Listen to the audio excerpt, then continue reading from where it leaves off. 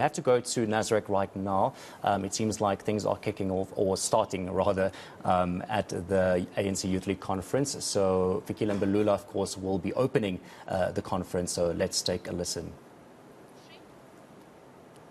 Can the team in the technical grouping and the audio visual please have that play? Comrades, it's the national anthem. It is...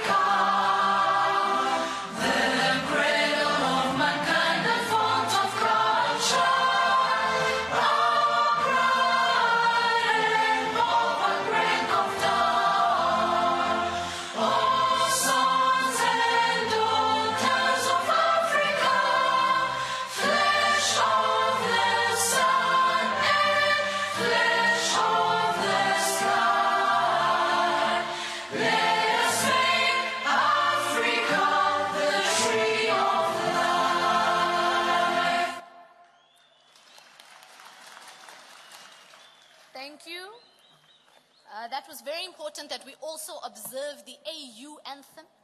It's fundamentally important as part of our Pan-Africanist, but also, as many will know, the fight to ensure that we as an African continent can have our say on a global perspective. Comrades, I'm now actually going to step aside, Freudian slip, and I'm going to welcome to the podium, in fact, the coordinator, Comrade Nomasonto Mutaung, who will take us through the next session. Thank you very much.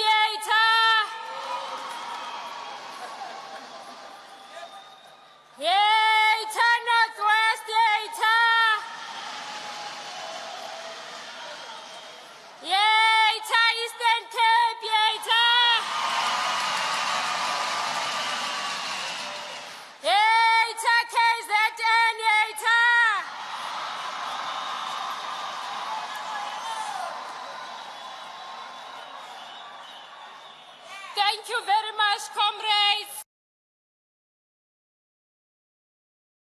Convener, Comrade Fasia Hassan, to come and present political report for us. Amandla, Comrade Fasia, Amandla.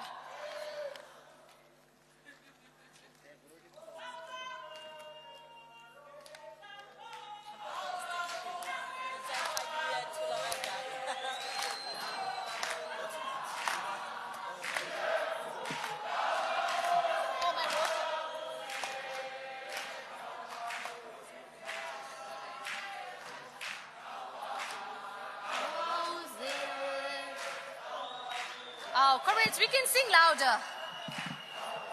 It's our first political report in many years. Let's put some more into it.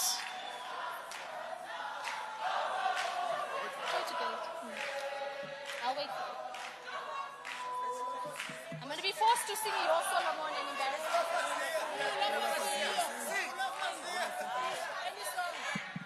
Okay, I'm willing to start your Solomon only if all delegates and the NYT and the ANC NEC who are present sing with us. And then someone has to take over. Is that a promise? Okay, I'm going to start. Media, you're not going to see this again in a long time, and it will likely be a meme and go on TikTok. But it's fine. Let's try. Fees must fall, coming out. Right. Yo, Solomon. Guys, you gotta come with me. Come on. That's how it works.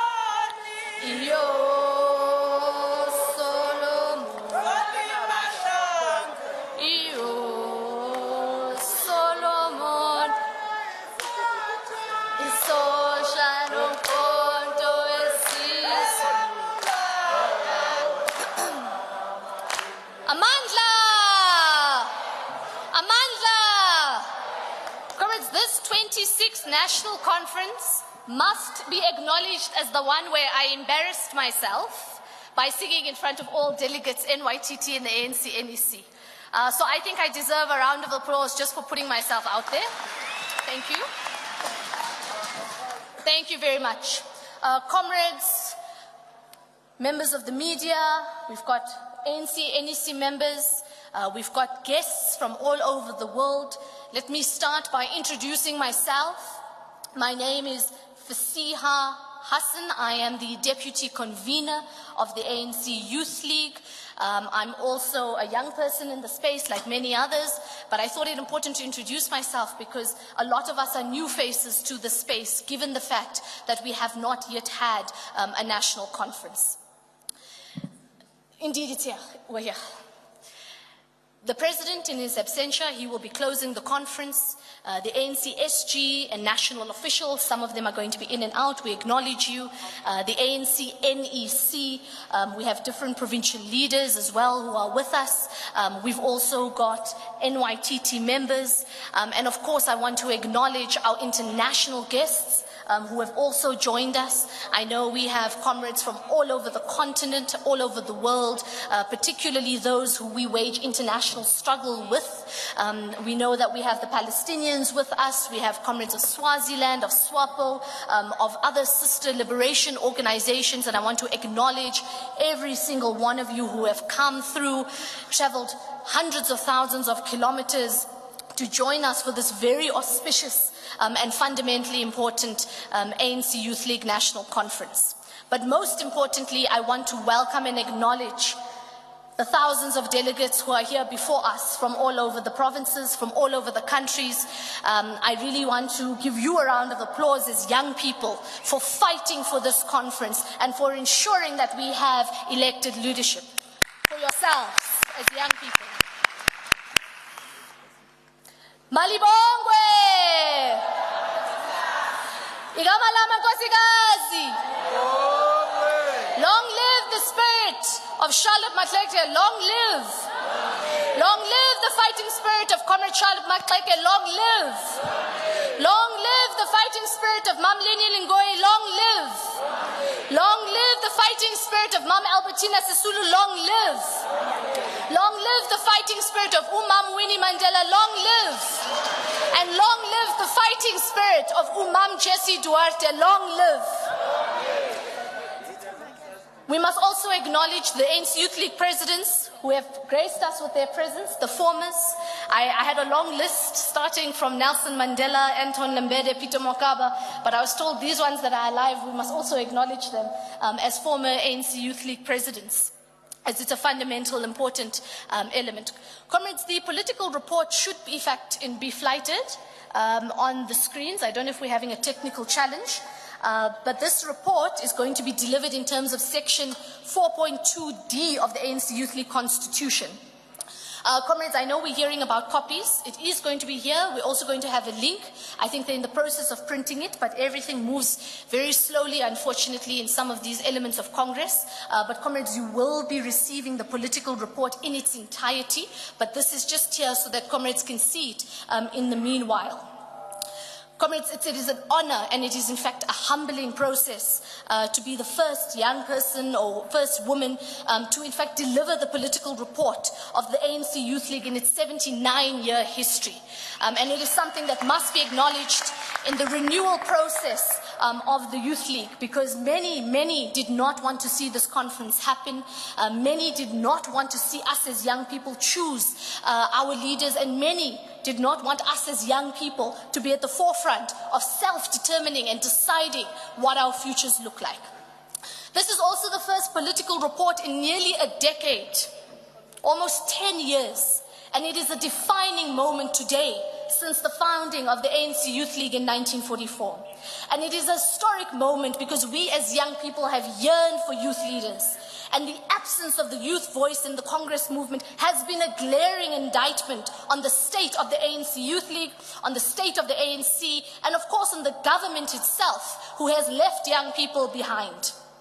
This moment is also historic because it is the first time that our political report is delivered by a collective that encapsulates all the fundamental principles of the Congress movement as purported by our ANC Youth League constitution, and that is non-racialism, non-sexism, unity, democracy, and prosperity. This is a moment to redefine what it means to be a youth movement centered in the South African context, but also at a time where the African continent is crying out for young people to take the reins of leadership to define our own future.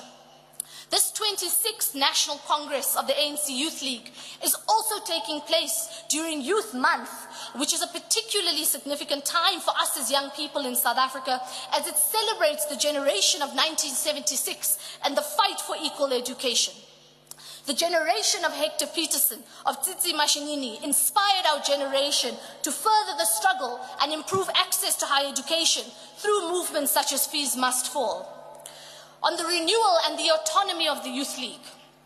As we embark on this journey of renewal, we draw on our incredible heritage of leaders such as Anton Lembede, Lillian Ngoyi, and Oliver Tambo. The renewal of the African National Congress Youth League marks a pivotal moment in our organization's history, and we recognize the need to adapt to the changing social and political landscape. The ANC Youth League has embarked on a transformative journey to rejuvenate its ranks and reconnect with the aspirations of South African youth. And that is through a comprehensive reform agenda. The Youth League has prioritized inclusivity, democratic participation, and the promotion of progressive ideals. By engaging with young people from various backgrounds, amplifying their voices and addressing their concerns, a renewed ANC Youth League aims to invigorate the spirit of activism and mobilize a new generation of leaders committed to the principles of equality, social justice, and economic empowerment. This renewal represents a dynamic step towards the revitalization of youth politics in South Africa and holds the potential to shape the future of our nation. If the ANC Youth League is to survive the next phase of its existence, it must assert its autonomy. And while we exist within the framework of the ANC and the broader mass democratic movement, it is our standing as an organization that has been compromised by leaders who have attached themselves to the hips of elders. And we must break this habit and determine our own path and our own future as young people, starting today. 30 years into our democracy, young people remain on the fringes of our economy. Stats SA, through the South Africa's quarterly labor force survey, all of this is on the document, you can Google it later, but for the first quarter of 2023, that's this year, painted a grim picture of the youth unemployment rate in our country. It has increased to 46.5%, but as some people may know, the unemployment rate is only calculated on people who are actively looking for jobs. How many young people do we know who have completely given up looking for jobs and opportunities, and they are not included in these statistics, and they are still outside of the economy? And this is a national crisis and requires a necessary national crisis intervention. The interventions, although novel at this point, have not been sufficient to put a significant dent in this number. In fact, let's do something, comrades. If you are unemployed, please raise your hands. This is my point, and this is the point of the ANC NYTT Youth League. This is exactly the national crisis. Comrades Amandla! This is the national crisis we are speaking to. This is the intervention we require as young people, not just of the ANC Youth League, but of the country as a whole, because we will not be left behind. We will not have elders decide for us. We as young people will ensure that we in fact bring an end not only to youth unemployment, but to economic opportunities. Comrades, the bomb is about to explode. I can see it starting there. This Asna Mali, I agree with you. The bomb is about to explode. And we as the ANC Youth League cannot be spared. Amandla! It's fine. It's fine. It's true. Asina Mali. Asina Mali. I can sing this song too. Asina Mali.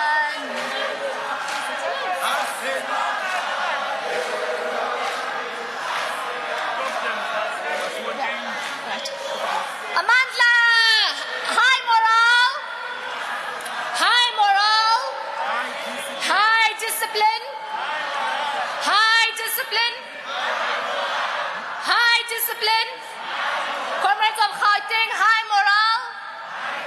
Thank you, comrades.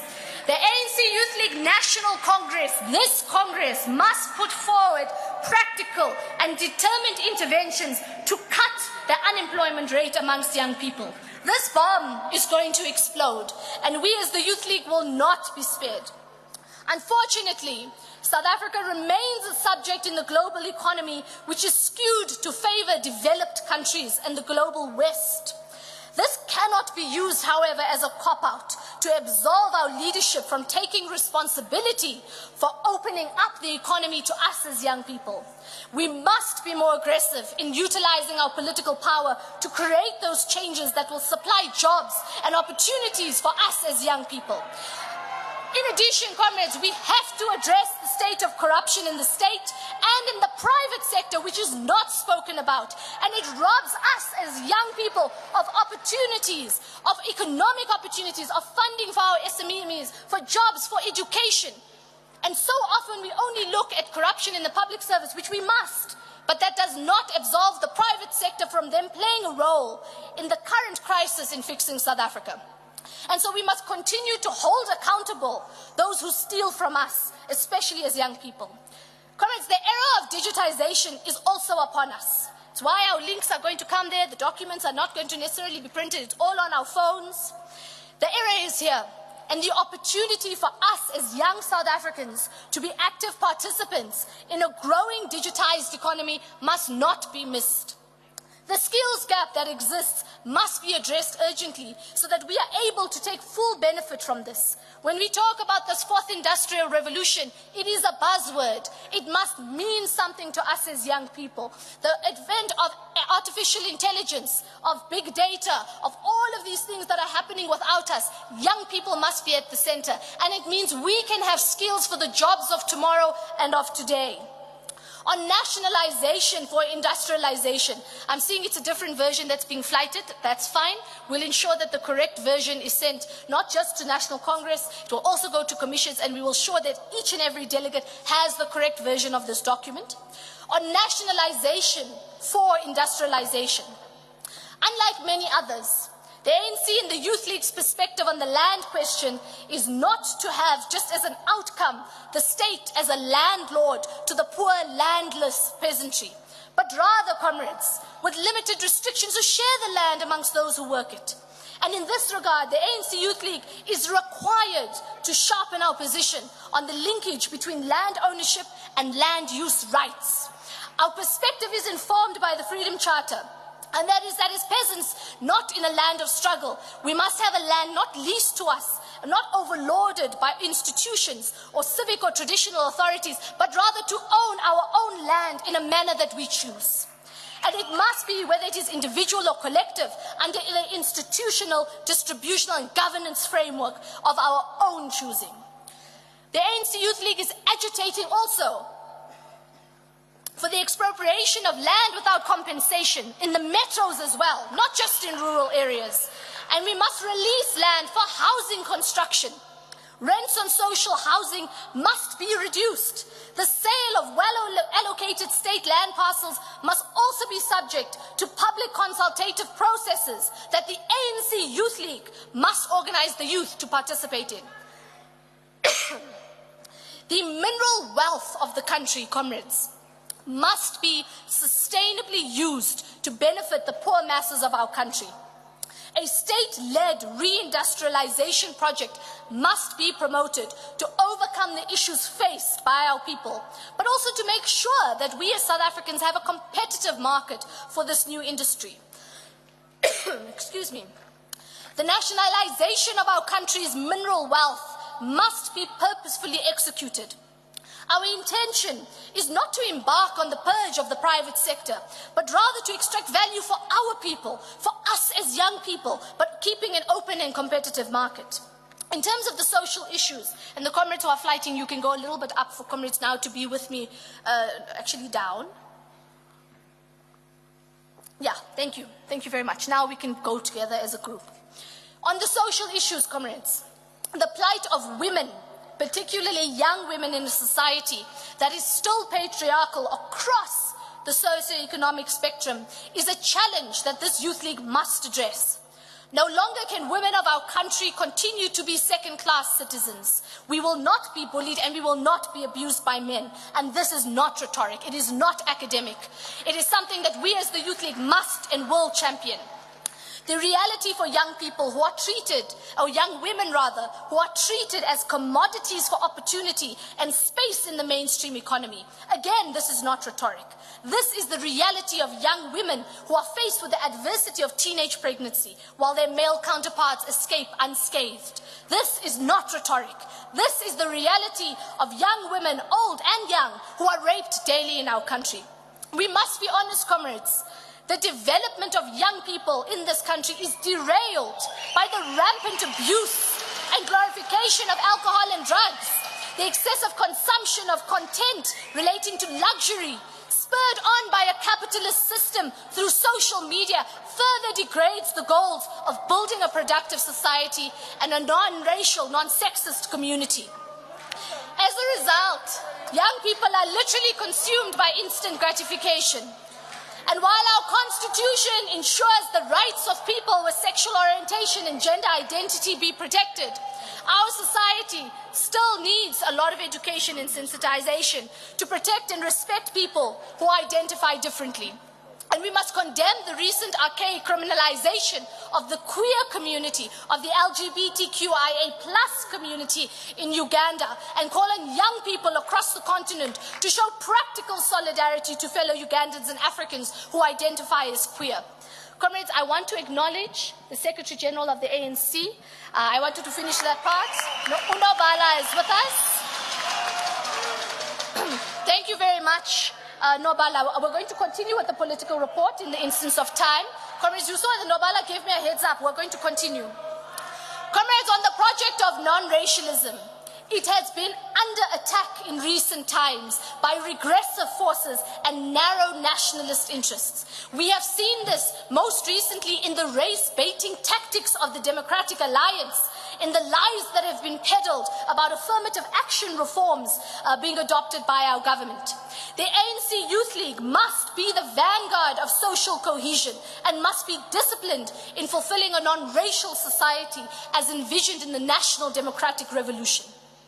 We must also agitate for the implementation of the goals of broad-based black economic empowerment, that is BEE strategy, so that the most vulnerable in our society are empowered to participate fully in the economy. We must also ensure that our leadership is representative of the demographics of our society, and the mass democratic movement can only be successful if it is inclusive. And that goes, as I said earlier, also for the LGBTQIA+ community. The ANC, despite all of its flaws, remains the only truly non-racial organization in this country. And we must forever remain vigilant as narrow nationalist and Afrophobic rhetoric infiltrates our movement. And as an ANC Youth League, we cannot fail to recognize the importance of diversity, and we will be the biggest losers should we fail to do so. On the balance of forces, I know when we get to the balance of forces now, you see all the intellectuals coming up. I remember as a young person, I didn't even know what the balance of forces was when I first joined the movement.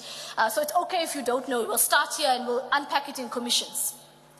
At this current moment in society, the balance of forces, that means the balance of the power dynamics, of the power relations, is heavily influenced by a crisis of neoliberalism. If you don't know what neoliberalism is, you can also Google it. We'll also unpack it later. It's a crisis. Must Google that thing. It's a crisis. Most aptly, it is exemplified by a rise in right-wing populists and affirmations in the global West. And as a result, the notion of a multipolar global order is under severe threat.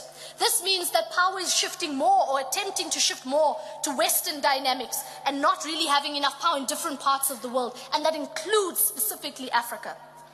As the ANC Youth League, we are unequivocal about our desire for a multipolar global system. While the West regresses to its preferred unipolar system, that's a one-power system, the global South is actively pursuing the goal of multipolarity. Okay. I tried. Young people, we must be within the context of BRICS, and we must young people within the context of BRICS rather, must future-proof the industries and the economies that we are likely to inherit by agitating for a more significant role in the BRICS bloc. This Youth League must be vocal about the establishment of the BRICS Youth Secretariat that will have more sway in conversations and decisions around substantive issues affecting our trading bloc. Issues such as technology, energy, education, conflict, healthcare must be dealt with by us as young people. Our ideas, our proposals must be formalized in the BRICS bloc. The ANC Youth League also notes the UN Security Council is stubbornly untransformed. They are devoid of a permanent seat from Africa, and the reform of the United Nations is a necessary step towards a more equal world. The Youth League also needs to play a leading role in uniting progressive youth formations across the African continent. The state of disorganization amongst young people in Africa has reached crisis levels. Our problems as young people will only continue to grow if we continue to maintain the patronage-based, regressive politics of the current generation of African leaders. The headquarters of the Pan-African Youth Union must be moved from Morocco until such a time that they end the colonial occupation of Western Sahara. Only then can it be safe from colonial and imperial forces. South Africa can also only be prosperous if our region is prosperous. The upcoming elections in Zimbabwe is an important moment for our region. South Africa must play a more active role in deepening and strengthening democracy in our neighboring countries. We call on the government of Zimbabwe to commit to conducting a free and fair election that will be undisputed in its outcome and that will reflect the will of the Zimbabwean people. In terms of the conflicts that affect South Africa and Africa, the Russia-Ukraine conflict, I know it's been a huge topic of discussion, even this week with the SG and our different dialogues. Comrades, this war was while not only disastrous, it is one that is plaguing the world. It has most significantly contributed to a global economic and political crisis, which South Africa finds itself at the center of. We commend the principled stance taken by the ANC-led government to reassert the active non-aligned movement in bringing about peace and stability in regions of conflict. We must not be bullied in bringing about that peace. We must not be bullied by anyone, rather, seeking to advance their agendas through violence or war, particularly not the West. We do, however, note that Ukraine has the right to territorial integrity and for its sovereignty to be respected. Comrades, we must not be naive. We must not romanticize an order that no longer exists. Today's Russian Federation is not the USSR of old. And having said that, the North Atlantic Treaty Organization, that is NATO, their expansion eastwards must be treated with the contempt it deserves. On the Sudan conflict, the continued instability that we are seeing in the Horn of Africa, particularly in Sudan, erodes the noble goal of silencing the guns on the African continent, a mission we must champion as young people, even on the domestic front. We cannot continue to live in a society where our differences are solved through the barrel of the gun. And as we recommit ourselves to progressive internationalism, we must take our fight for freedom to new heights.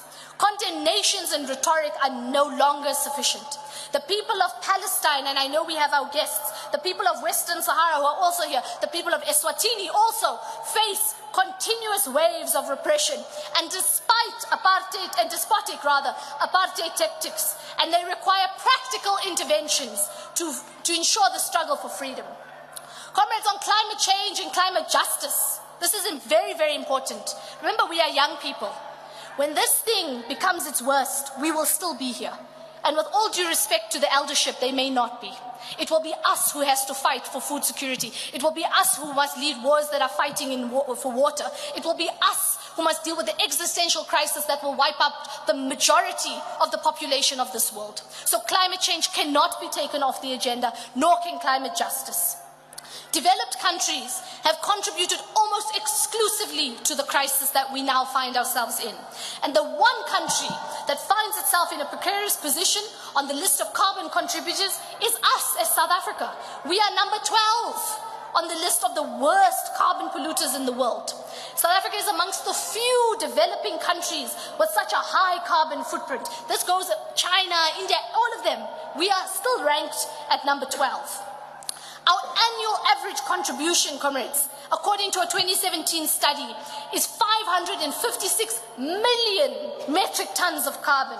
And this is mainly generated from our almost exclusively coal-fired electricity generation fleet, which I'll speak to in a moment. South Africa's renewable energy potential is amongst the best in the world. Comrades, the just energy transition must be fair, it must be equitable, and it must be sustainable for future generations. We will not bring an end to coal, but we must have an energy mix that does bring about an end to load shedding. That means young people don't have to close their businesses when they don't have electricity. It means when somebody is studying at school or university or college, they are not closed out of the economy. So we must have a progressive energy mix that we determine as the progressive left in this country about how it looks like and what it means. In South Africa, it means more than just simply shifting to more environmentally friendly sources of energy production.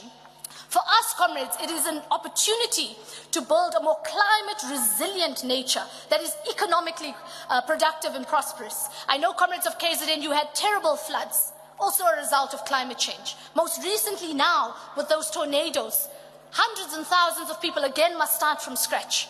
This is the real impact of climate change that we cannot ignore. That is why it is an opportunity for us to build climate-resilient infrastructure. That means that despite what happens, we as a South African society not only survive, but we thrive in the process. And we are currently seeing that devastating impact of the climate crisis on the East Coast. We spoke about the disastrous tornado, and we've still not recovered from the floods from the severe tropical storms last year. And comrades, these extreme weather patterns are only going to get worse, and we need to prepare our communities adequately for them while we address the issues of decarbonization, particularly those living in informal settlements and particularly the most marginalized. Comrades, South Africa has had a long and sometimes difficult past with mining. Our land was stolen from us when the colonial conquest reached our shores. The Dutch and British imperial regimes forced our people to work in the depths of the earth, extracting natural resources for the benefit of their own economies, leaving our people poverty-stricken and without hope. Coal mining, while to produce electricity in the main, is a significant contributor to our economy.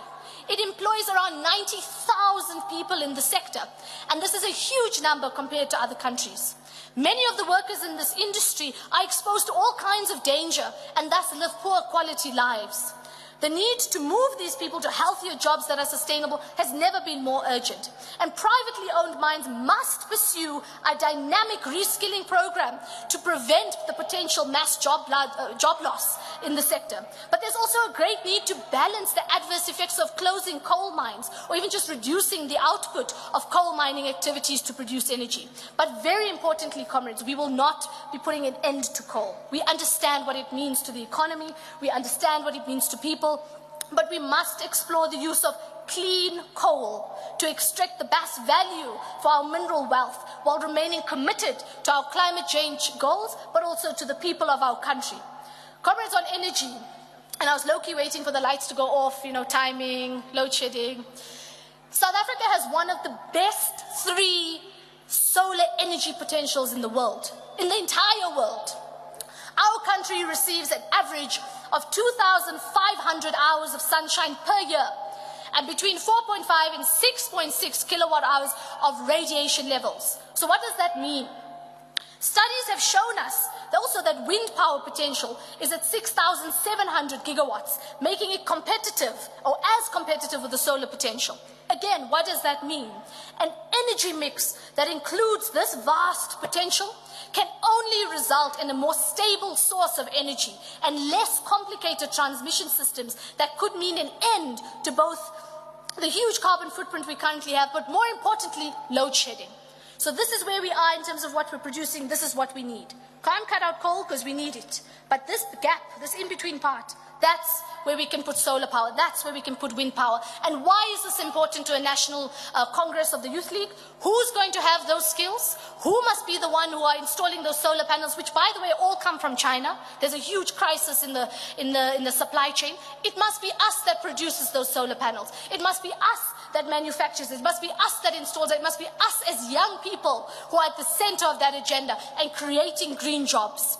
And that is fundamental, comrades, to the inclusion of our communities and small-scale owned power producers, particularly black-owned small-scale power producers, that will dramatically improve the potential for our communities to become more climate resilient and economically active. As we address the question of energy security, we must be careful not to be pulled into a debate around renewables versus fossil fuels. Remember what I did here? You can't put them up against each other. This creates a false dichotomy which is not going to solve our energy crisis. For us to have a strong industrial economy, we need energy security, and we need it now.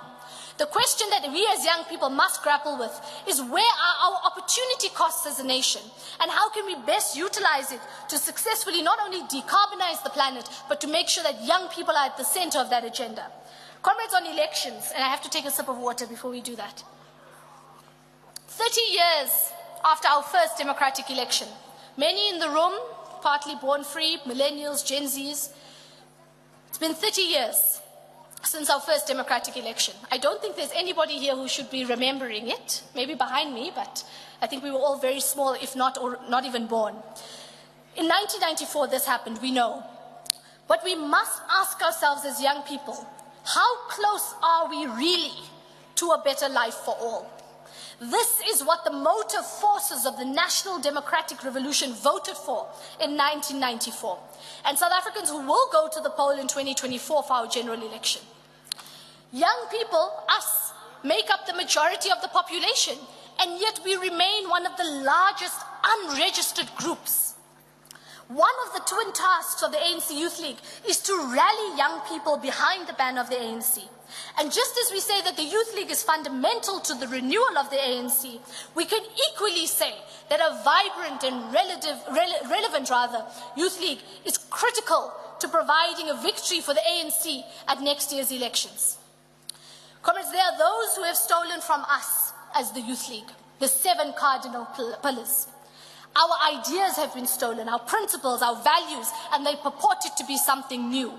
It is not. It is the Youth League of old that was the radical shift in this country. And we will not allow our history or our future to be stolen from us by other political parties purporting to be the vanguard of young people. It must be us starting today as we elect our youth leadership that we decide what the future of this country looks like. So let us show that as we live and breathe, the values instilled on us from the likes of Mam Albertina Sisulu and Walter Sisulu, Bram Fisher, Mam Sophie Williams de Bruyn, and the late Comrade Jesse Duarte. Comrades, on elections, there's an important point that I must make. The majority of the population is under the age of 35. It's us. If every single young person of voting age in this country registered to vote, the voter's role would look fundamentally different. It means we can turn Parliament on its head. We can turn provincial legislations on its head. We can turn Cabinet on its head. And we can say that we as young people will no longer wait for a seat at the table. We are going to take that seat because we deserve that seat as young people in this country. And if we register young people to vote, automatically the leadership behind us, what do we say to them? You want votes? You want to win the elections? Young people must be at the center of the agenda. So, comrades, if there's nothing you take away from this National Congress, it must be to mobilize and to organize young people in this country, so that when we come to the ballot in 2024, it is us as young people who have determined what that outcome is going to be. Gone must be the days where ministers who have no idea of our lived experience, who have never understood our experiences as young people, make decisions for us. Gone are the days where we as young people are left behind in the economy. Gone are the days where our leadership is decided for us. Gone are the days where we as young people are left on the side of the street with nothing. Gone are the days we are twiddling our thumbs in townships, waiting for something to happen to us. Nobody is going to save us, comrades. Nobody. There is no Messiah, there is no silver bullet. It is us as young people who must take up that mantle. And it is not just here. It is not just in the ANC Youth League. It is young people all over this country who are languishing, who are giving up. How many young people are going overseas and leaving the country? How many young people are committing suicide? How many young people have given up on us as a youth league because we have not fought for them? So, comrades, today that changes. And it's not just about electing leadership. Go out into your communities, take these policy positions, tell them what we're going to do about youth unemployment, tell them what we're going to do about energy, tell them what we're going to do about safety and security, so that come next year elections, you comrades are sitting on this side. You are the comrades who make the decisions in cabinet. You are the comrades who make the decisions in parliament. And you are the comrades and young people who determine the future of this country. So, comrades, as I conclude, we are here to reclaim our autonomy. That's to the SG, to the ANC, NEC. We are here, we are walking out with our autonomy. Nothing less. And we will elect the best among us. We will take our rightful places in the annals of history as agents of change. And we will assert our agenda of economic freedom and social change. Now, not later. We are setting forth the programs of action for young people, and we commit not only to be deserving of them, but to fighting for them as young people. Amandla! Amandla! Viva young people, viva! Roar, young lions, roar! More, comrades, roar!